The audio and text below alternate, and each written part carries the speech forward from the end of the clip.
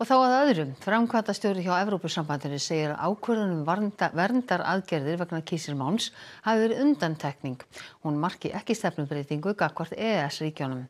Ursula von der Leyen, forseti framkvæmdastjórnar ESB, kom sömu skilaboðum á framfæri við forsætisráðherra í morgun. Það má líta á atburði dagsins sem ákveðna tilraun Evrópusambandsins til að lægja þær reiðuöldur sem orðið hafa í Noregi og á Íslandi í kjölfar ákvörðunar verndaraðgerðir á þriðjudaginn. Utanríkisráðherrar EES-ríkjanna mættu hingað í EFTA-húsið í morgun í Brussel með Valdis Dombrovskis. Hann einn af framkvæmdastjórum Evrópusambandsins. Það var búist við átakafundi en samtal þeirra eftir myndatöku í morgun fyrir fundinn leiddi til þess að hópurinn ræddi við fjölmiðla þegar fundinum var lokið, þar sem Dombrovskis var með ákveðin skilaboð. In this case, indeed, those were quite specific circumstances which led to this decision, but it certainly is not signaling policy change.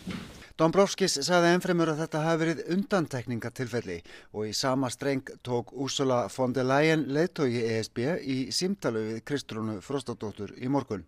Ég kom því skýrt til skila af hálfu íslenskra stjórnvalda að við varum mjög ósátt við þessa niðurstöðu Evrópusambandsins og þetta var ekki takt við túlkun okkar á EES-samningnum. Ég fekk hins vegar þau skilaboð tilbaka að EES-samningurinn stendur sterkt. Þetta var einstök og ekki fordæmisgefandi ákvörðun og það skiptir máli fyrir okkur að heyra þetta að við munum áfram hafa góðan aðgang og fullan aðgang að innri markaðnum og lifa við það góða fjárfestingarumhverfi sem EES-samningurinn hefur veitt okkur. Þorgerður, ertu sáttari í dag eftir fundinn en þú varst kannski í gær og nóg að gert núna í viðbrögðum Íslands og Noregs hvað þetta varðar? Í fyrsta lagi þá anda ég aðeins rólegra í dag heldur en ég gerði bara einfaldlega í morgun.